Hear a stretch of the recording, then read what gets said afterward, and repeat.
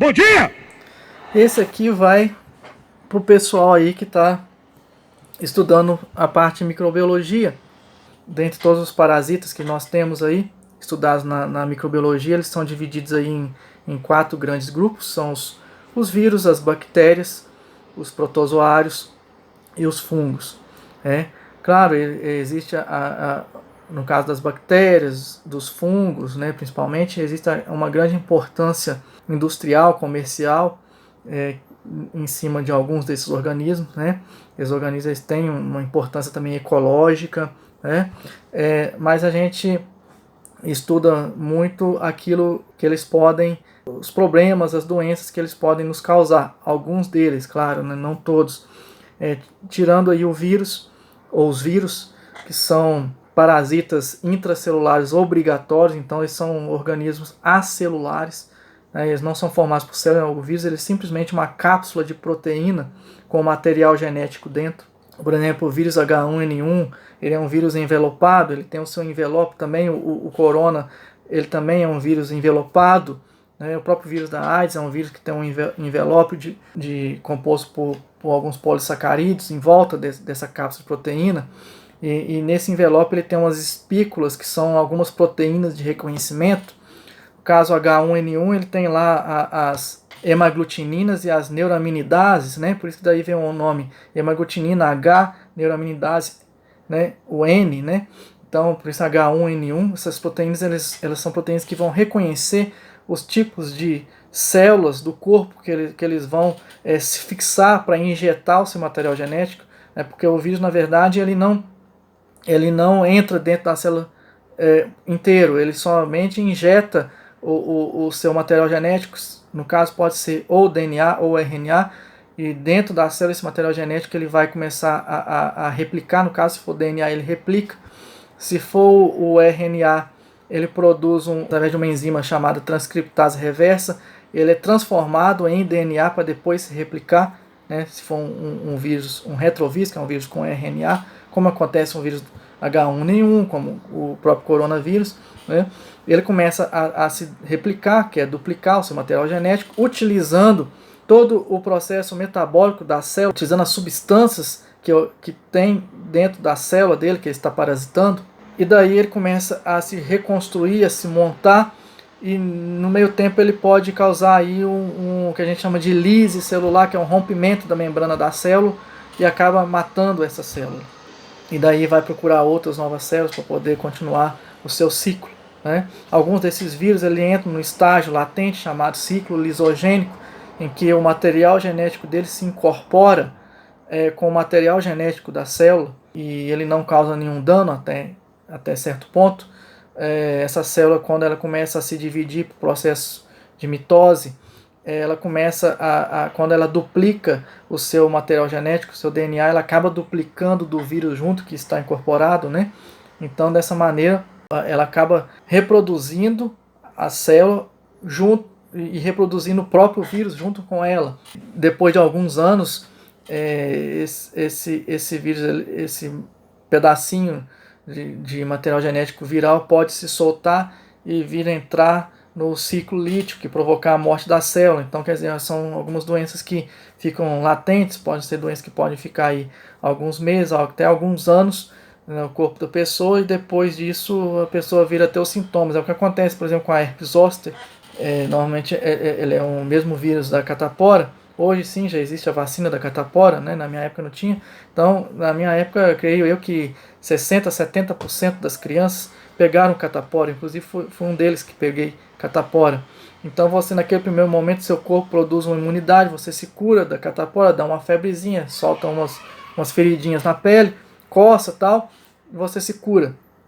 E se você pegar todas as pessoas que tiveram catapora na sua infância, aproximadamente 70% delas podem sim vir a desenvolver depois de 35, 40 anos depois, desenvolver uma herpes zoster, às vezes uma queda de imunidade que a pessoa tem. O vírus ele se solta ali e ele entra no ciclo lítico e causa um problema. Ele pode atingir a região da face. A pessoa pode vir estourar mesmo de novo as as feridinhas na face, mas às vezes pode ter um problema de atingir uma inervação que a gente tem e dar uma paralisia facial, tá? Então tem muitas pessoas que têm paralisia facial devido a essa questão do vírus da catapora, né? Que ela tem circulando aí no corpo, dentro da nossa célula mesmo, que está incorporado ali no DNA da célula, né? E de repente acontece isso aí. Eu mesmo conheci 2 pessoas que teve paralisia facial devido a esse problema desse vírus. E é bem comum isso aí. Claro, né, depois a pessoa tem a paralisia, ela faz um tratamento e algum tempo depois volta ao normal. Ela não vai ficar com o rosto paralisado para o resto da vida. Não, né? Não é uma doença fatal, tal, mas é um problema que incomoda, né, a pessoa ficar com o rosto paralisado. Tal, né? Bom, então, e as bactérias, né, já indo para o outro grupo, as bactérias fazem parte do chamado reino Monera, são organismos unicelulares. As bactérias já são células mesmo, né? Tem uma membrana, né? Tem um citoplasma, tem um material genético disperso ali dentro do citoplasma, né? Ela não tem uma membrana envolvendo esse material genético, ela não tem uma carioteca, né? Que é a membrana que envolve, mas ele fica disperso ali dentro da célula, material genético, é uma célula meio rudimentar. Então nós temos as bactérias. Algumas dessas bactérias possuem 3 paredes, 3 membranas celulares, outras possuem 2. Tá? Isso vai variar de acordo com o tipo de bactéria, são chamadas gram-positivas, gram-negativas. As gram-positivas têm 2 membranas, as gram-negativas são 3 membranas, né, que tem em volta da célula. Isso aí, esse nome gram positivo, gram negativo, se deve à coloração gram, que é um tipo de corante que você coloca na célula, e esse corante ele se liga na parede celular da bactéria, e a parede celular da bactéria é composta de uma substância chamada peptidoglicano. Então esse corante ele se reage com o peptidoglicano e colore essa bactéria numa cor meio arroxeada, azulada, né? E a bactéria gram-negativa tem uma membrana extra, tem uma membrana externa por fora da parede celular. E isso impede com que esse corante entre em contato com o peptidoglicano. Então ela não colore. Então é chamada gram-negativa, porque ela tem uma membrana a mais. São 3 membranas, uma membrana extra por fora da parede celular. Daí depois, as bactérias, nós temos aí várias doenças também, né? Botulismo, são doenças mais graves, né? Botulismo, meningite, bacteriana que tem meningite viral também, dentre outras várias aí causadas por bactérias. Hanseníase, que é uma doença praticamente que já está controlada, né? Quase que erradicada hoje no país, e outras aí também, tá? Dentre outras. As chamadas salmoneloses, né? Aquelas que causam diarreia, as disenterias bacilar e por aí vai. Depois vem os protozoários. Os protozoários são organismos que se reproduzem mais ou menos parecido com as bactérias.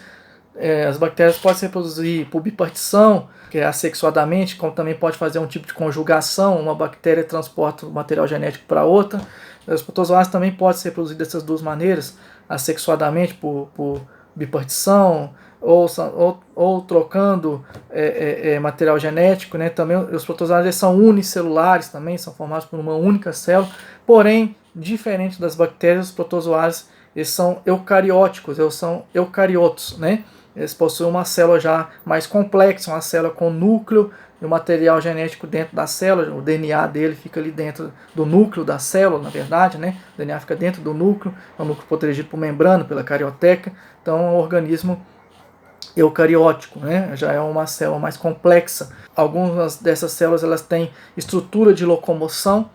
Alguns protozoários são classificados inclusive até pelas suas estruturas de locomoção. Por exemplo, a ameba, que é um tipo de protozoário entamoeba histolítica que causa uma disenteria amebiana, né? Tipo de diarreia, se locomove por projeções do citoplasma, chamado pseudópodes, né? Nós temos, por exemplo, alguns protozoários ciliados, como Paramestes, que é um protozoário que não causa nenhuma doença, é um protozoário de vida livre, vive no meio aquático. Nós temos os protozoários chamados flagelados, né, que possuem estruturas de projeções, são flagelos, são estruturas longas, compridas, em pouca quantidade. Os cílios são bem reduzidos em muita quantidade, enquanto os flagelos você tem poucos, geralmente 4, 5, tem protozoário que tem um só, mas ele é mais compridinho. Então, dentro dos flagelados, nós temos vários lá, a Giardia lamblia, que causa uma infecção a nível no intestino, até no estômago, né? Nós temos aí a tricomoníase, o tricomonas, causa tricomoníase, que é uma doença sexualmente transmissível, causa um probleminha lá no trato reprodutor da pessoa. Nós temos aí, por exemplo, o próprio Trypanosoma cruzi, que eu falei no vídeo anterior, que é o que causa a doença de Chagas, né? Ele é um desses tipos de protozoário também. E também nós temos os chamados esporozoários, que são em forma de esporos, são bem arredondados. Geralmente esses aí não têm aí uma estrutura de locomoção. Esses esporozoários mais comuns são o Toxoplasma gondii, que é aquele que causa a toxoplasmose, que é uma doença transmitida aí principalmente pelas fezes de gato, fezes de cachorro e tal. Que nojo. Quem tem cachorro, gato em casa, com certeza, provavelmente vai ter essa doença, mas a maioria das pessoas, em 90% das pessoas que tem a toxoplasmose, ela é assintomática, a pessoa nunca vai desenvolver sintoma nenhum. Os 10% que desenvolvem sintomas, sim, aí sim ela pode causar alguns problemas mais graves, podendo até afetar a retina, ter um tipo de cegueira e tal. Tem a leishmania, tá? Só que a leishmania, se eu não estou enganado, a leishmania é um flagelado, causa leishmaniose, tá? Que é uma doença até grave, tá? Em cachorro, em animal, ela não tem cura, o animal tem que ser sacrificado, em ser humano existe um tratamento. Existe também agora um esporozoário, que esse é muito estudado, que é o plasmódio, tá? Existem algumas espécies de plasmódio aí, né? Na época lá que o Carlos Chagas estudou a malária, né? Que o plasmódio, a malária é causada pelos plasmódios. Ela era chamada de impaludismo, né? Essa doença naquela época.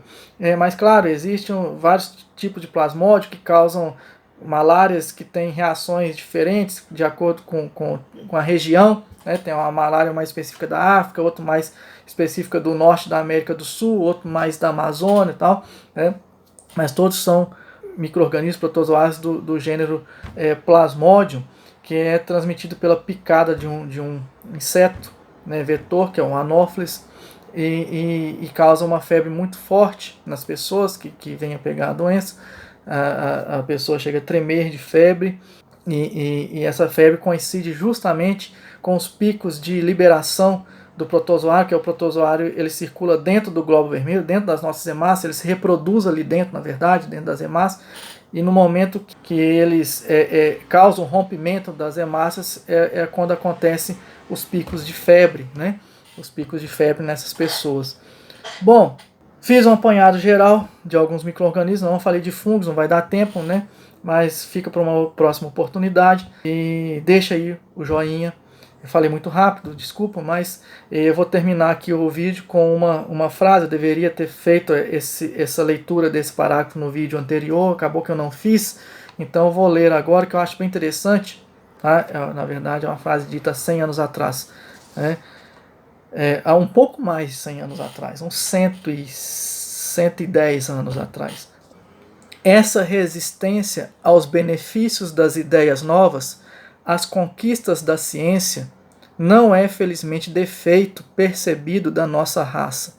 Todos os povos têm o seu resquício de selvageria transportada pelo atavismo, e são mais ou menos fetichistas e preguiçosos para mudar de opinião. Esses defeitos não se notam somente nas classes menos cultas. Ou seja, classes mais cultas também tem gente ignorante. Quem disse isso? Oswaldo Cruz.